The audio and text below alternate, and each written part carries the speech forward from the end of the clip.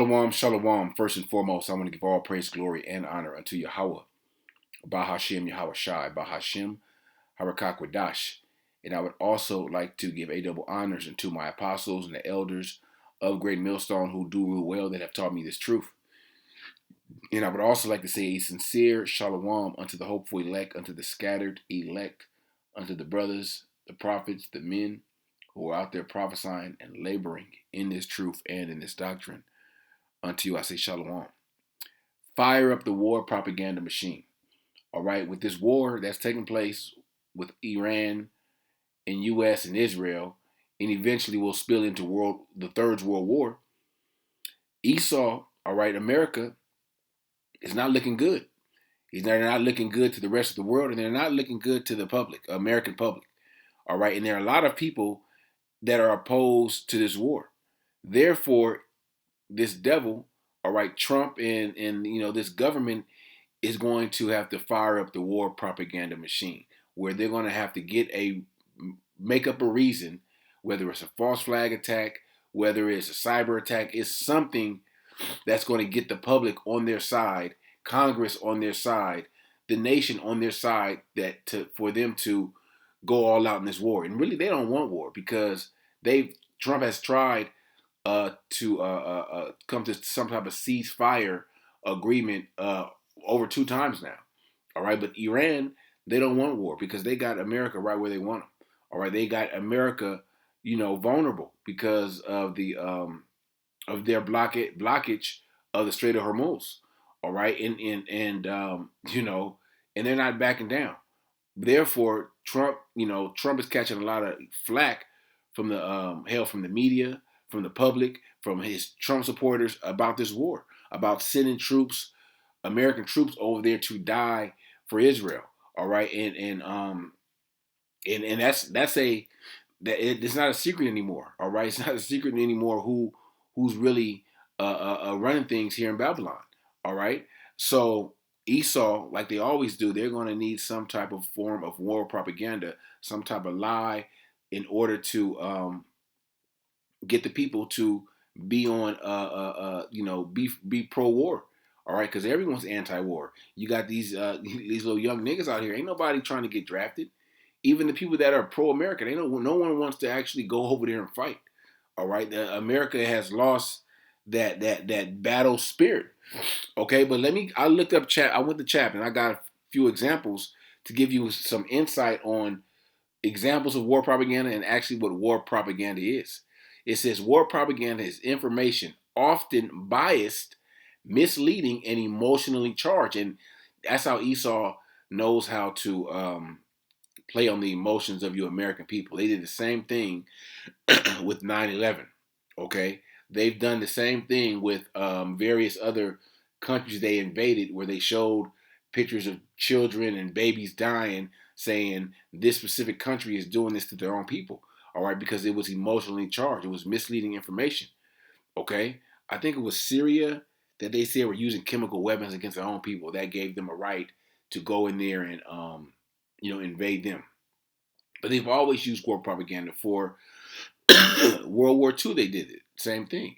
All right, back to this. It says used by government groups or media during times of war to influence public opinion and behavior. And it said media, and of course the government, but the media is run by who? The small hats. They own all the media, the left and the right. Okay?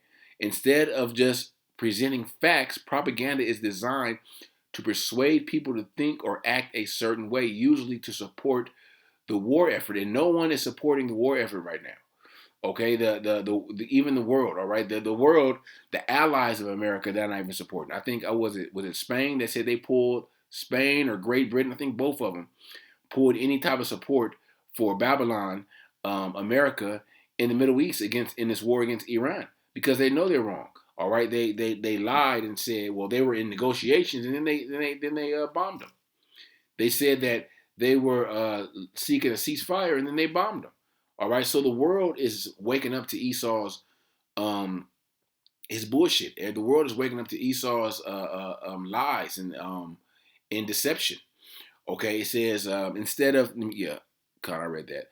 It says key purposes of war propaganda: build support for the war, boost morale. The morale here is in Babylon is through. Demonize the enemy, encourage participation, recruit soldiers, promote rationing, buying war bonds, control information, and that's what Esau wanted. They wanted to control the information, but it's hard to control the information now when you have the internet, where people can see the facts. All right, in real life, they can see, you know, what's going over there on the Gaza Strip. All right, they do have various different platforms where you have members of alternative media that are actually reporting what's going on in Iran and how the how Iran is prepared and has been prepared, how they have how their drones, they're shooting drones to so that missile defense can be so they can run out of missile defense. They're basically the media is exposing Esau at the same time. Okay, and well, I say alternative media. All right, and the world sees Esau for who they really are. Okay, but it says common techniques, emotional appeals, fear, patriotism, pride, anger. So something has to happen. All right, like I said, and they've been giving various indications of a potential false flag. All right, they got some new type of virus out, so you already know what that's about. They said drones. Iranian drones could hit California somehow, some way. But that's the propaganda, the goal to push fear amongst the people. All right, so when it does happen, all right, whether and the drone can hit somewhere in California, have a U.S. flag on it, and they'll say, oh, it was Iran. All right, excuse me, but if that does happen, someone somewhere is going to have a video of it, and it's going to be exposed. All right, selective facts or exaggeration, slogans and symbols stereotyping the enemy, repetition of key messages, and they use the media for repetition. Okay, everything you see or hear on the media, whether there's social media or just the news in itself, is going to push the point that Iran did this, Iran did this, Iran did this. They conspired to do this. They did this. They have they've been pushing that notion out there that there's sleeper cells here from Iran. And, they're gonna really demonize Iran as much as they can in this media, and then whatever happens, whether it's some type of false flag attack, some type of attack, we don't know. But we have to be. That's why you have to be circumspect to understand we're living in the times where these things could potentially happen. All right. Let me go. Let me see what it says. Give me some examples. So you got to know how to talk to chat, because they've been compromised too by the small hats, but they'll tell you a lot. And then I'm gonna exit. Hold on. Here are some clear examples. Yeah, this is I want you for U.S. Army. Keep calm and carry on. A famous poster. I'll read the top one. A famous poster featuring Uncle Sam pointing to the viewer, used during World War I. Purpose: recruit soldiers, making the message feel personal and urgent. Direct appeal and patriotism. All right, they pushed that during World War I. All right, to get people to go out there and pretty much die. Okay, that's what they're going to try to do now, but it's not. It's going to be harder to persuade the public when they can see, the cause and effect. Okay, of what's really going on over there in the other side of the world, in the Levant, the Middle East. Okay, British poster from World War II: keep calm and carry on. Purpose: keep civilians calm during bombings. That's how crazy is that? Okay, they're getting bombed, but they want to keep people calm. All right, it's nothing that can keep you calm when you have a potential bomb. A bomb could be dropped on you or somewhere in your area any second. You don't know. All right, techniques, reassurance, and emotional control. War propaganda. What's this? Rosie the Riveter. We can do it. Oh, that's the lady. Shows a strong woman flexing her arm. Excuse me. From World War II, purpose: encourage women to work in factories while men were at war. Empowerment and patriotism. It is Nazi propaganda under Adolf Hitler. Posters, films, speeches control the regime, promote nationalism, justify hatred towards certain groups. Of course, you're going to say certain groups. All right, anti-Japanese posters often showed exaggerated racist depictions of Japanese people during World War II. All right, so that's the basic stuff. But I'm going to show you some real war propaganda that Esau used, like false flags or how they use the media to to lie and manipulate the public. All right, the public opinion to participate or be pro-war in certain instances. All right, what are some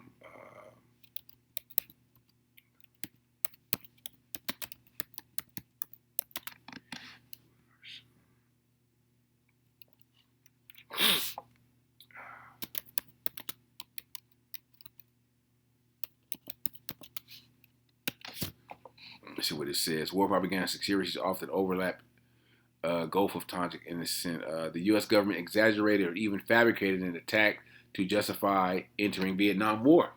Reality, there was an incident, but later evidence shows parts were misreported or unclear. September 11 attacks. Let me see if they go. Let me see if they see. They want me to. Let me see if they go to all of them. Okay.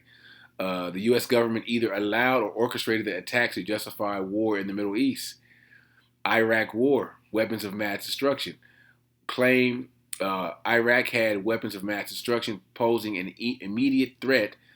Reality, no stockpiles were found after the invasion. It's not even a conspiracy. This is truth. Okay. Attack on Pearl Harbor. U.S. leaders knew the attack in advance and allowed it to happen to enter into World War II. These are facts. These ain't, historians generally agree that there was no deliberate allowance, though there were intelligence failures. Bioweapons labs narrative claim countries secretly run biological weapon labs as justification for invasion or defense. So these are lies that Esau has made up about various countries. Okay, these are lies. Well, these are the Pearl Harbor incident. It was they knew that the attack was going to happen, but they let it go. It was a reason to get the public all riled up and emotional to enter into World War II. It's just Cold War misinformation. Both sides spread fake and exaggerated military capabilities. Stories about the enemy's evil intentions. Important takeaway. Some of these started as real events, but incomplete or misleading information. Let me see what else it says. If you want, I can break down how to. Okay, yeah, that's. I just want to give you some examples. Esau gave some examples, and then I went into the conspiracy theory answers, which were actually true because everyone. It's not anything conspiracy theory about this. Everyone knows these are not exaggerated events that took place where Esau was behind the scenes, pulling all the strings, making it happen so they could enter in this war. They can invade Iraq. They can invade various countries throughout the world. All right, for what? For their purpose, to covet after whatever natural resource that country may have. And don't think that Esau is not going to do the same thing in this instance. Okay, so I had 2 Corinthians 2:11. Lest Satan should get an advantage of us, for we are not ignorant of his devices. So, hey, knowing the Esau's history, we understand that that's what he does. Okay, in some way, somehow, he's going to have to demonize Iran to get the public behind them to push for war. Like, yeah, they did this or they did that. We need to, counter. All right, no one's really worried about or care if U.S. counters Iran right now. Not even the MAGAs. All right, everyone's just like, man, why is he doing this? Why are they going to war? But let something happen on U.S. soil, then that's when get all these people, even these dumb niggas, everyone gets emotional and says, oh, man, they can't do that to us. Everyone gets this, wants to be patriot. And that's what took place during 9/11 when the attacks or so-called attacks happened, and everyone got emotional and went to enlist, and thinking that them enlisting and them going to war really matters. All right, but in this time, see, a lot of people are going to go over there and never come back. You're never going to see them again. You're never going to hear from them again because they ain't coming back. But Esau has to do something to, you know, do something to, you know, get the people emotional. All right. Let me grab this. Psalms 28. Actually, it's another one in Psalms I want to grab. And he's definitely going to use smooth words. He's going to use smooth words and you know, and this is the manipulation and deception is going to be at an all-time high. All right, and he's coming in these coming weeks, in these coming months, whatever goes down, that Esau, just know, all right, once the facts come out, we know, at the end of the day, we already know who's behind it. But once the facts come out and it's gonna we're able to dissect it and look at the true facts, we're gonna know that Esau was behind it. All right, because Esau is becoming real sloppy in these last days with their false flag attacks. Okay, with all their different type of symbolisms they put in these attacks also. Okay, this is Psalm 55 and 21, going into Esau's deception. The words of his mouth were smoother than butter, but war was in his heart. Okay, Esau may try to say, like, you got a prime example this week when Trump was talking, you know, we're going to have a peace talks all this week, because he was talking big shit on last Saturday, the 21st, when he said that if Iran didn't open the Strait of Hormuz, they was going to, you know, do this and they was going to do this. Come Monday, he's talking about, oh, we're not going to, you know, we're in peace talks and and Iran came out and said that was bullshit. Okay, but war was in his heart. War has always been in this devil's heart. All right, it can't be removed. All right, his words were softer than oil, yet were they drawn swords. All right, so a war is in this devil's heart. Even if he's not at the pinnacle of his military prowess as he once was, with the world is seeing. All right, he still want to get busy. He still want to blow up shit. He's still thirsty for blood. Okay, and he's going to do any and everything to get it. All right, to even though you don't got it, Esau don't need the green light, but they want the green light so they can feel justified in doing it. Okay, they'll say anything. They'll say anything to try to drop a nuke on Iran. All right, but they know that if they do that, it's gonna be some headed their way also. So we know that we're not in those times yet, but those times are coming. All right, where the missiles are gonna fly. They're gonna fly from this continent to that continent. They're gonna the majority of the missiles, if not all of them, gonna be shot here in Babylon. All right, but let me go to this scripture real quick. Psalms 28 and 3. Draw me not away with the wicked and with the workers of iniquity, which speak peace to their neighbors, but mischief is in their hearts. All right, they're going to come with peace talks, but like I said, deep down, mischief, deception is in this devil's heart. Give them according to their deeds and according to their wickedness, the wickedness of their endeavors. Give them after the work of their hands. Render to them their desert. Okay? Give them what they put out. And the Lord is doing that. The Lord is going to use these various nations to take Esau out. All right? And Esau, he don't know that he's at his end. All right? He still think he got it. He still think that Esau really still think that he matters. All right? You don't matter anymore, E. Okay? The nations figured you out. And eventually these nations are going to come against you. All right, all of them.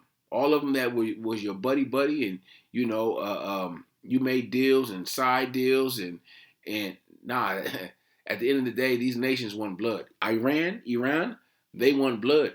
All right, they don't want peace talks. You didn't kill their supreme leader. You killed a few generals. Was that Soleimani back in 2022, I believe. You killed all those little girls at that girls' school, and they say some of the girls that went to that school was high-ranking military officials' daughters that went to that school, or you killed a lot of high-ranked military officials within the Iranian army. All right, they're military, so they don't want peace talks. They want your blood, and hey, this is going to drag out as long as as long as they want.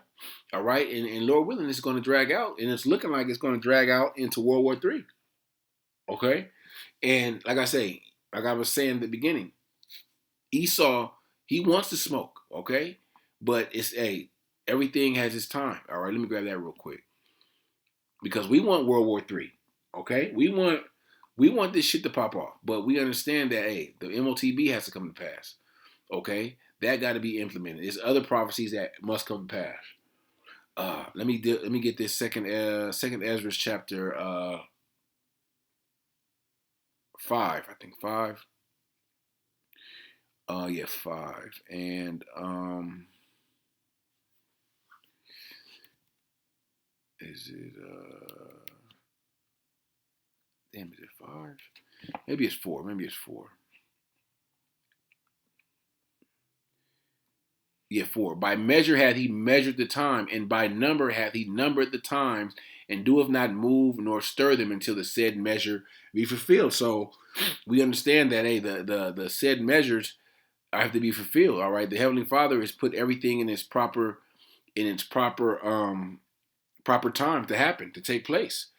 Okay, so let me grab this real quick. Going back into Esau's weak ass. Psalms 10 and 7. His mouth is full of cursing and deceit and fraud. Under his tongue is mischief and vanity. You can't trust him. Okay? Like whenever that false flag attack happens, whether it's attack, whether it's a cyber attack, whether it's whatever it is, look and see who Esau is going to point the finger at. All right, and the person that did it could be red-handed. Like, hey, it was me. I admitted it. I acted alone. Whatever. Esau's still going to say, nah, he's working for Iran. All right, he's a Muslim or whatever twist they're going to put on it, and what that's going to do. That's going to get people all riled up, get people emotional. All right, and say, you know what, we got to do something. All right, and they're going to be in the media. They're going to be pushing that the public, the people, they want, they're pressuring Trump to do something. They're pressuring Trump to do this or do that. Okay. Verse no, I don't want to read verse 8. Let me see.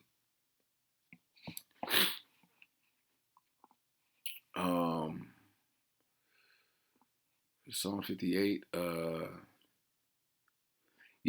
58:3. The wicked are estranged from the womb. They go astray as soon as they be born, speaking lies. So you should know by now. Esau is a liar of liars. All right, Sirach, Ecclesiasticus 12 and 10. Never trust thine enemy, for like as iron rusted, so is his wickedness. So you can't trust him, and you can't trust anything that comes out of his mouth.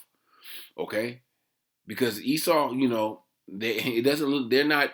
Even though they'll tell the public that they're winning this war, they're obliterated Iran. They got, they'll say they got 2 missiles left, and this, that, and the other. They'll make the world. They've made the world believe that Iran is just hanging on by a thread. But little do we know that Iran is. Hey, they got America. They got Babylon right where they want them. Okay, but the ones that can see that are the prophets.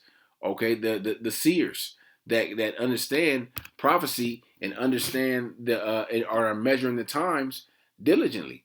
Okay, where we see that, I can see if it was 50 years ago or 20, 30 years ago, where we weren't in the times where Esau, they're gonna get busy. All right, they're gonna go through there and wipe them out. But no, we're living in the times where this devil is being revealed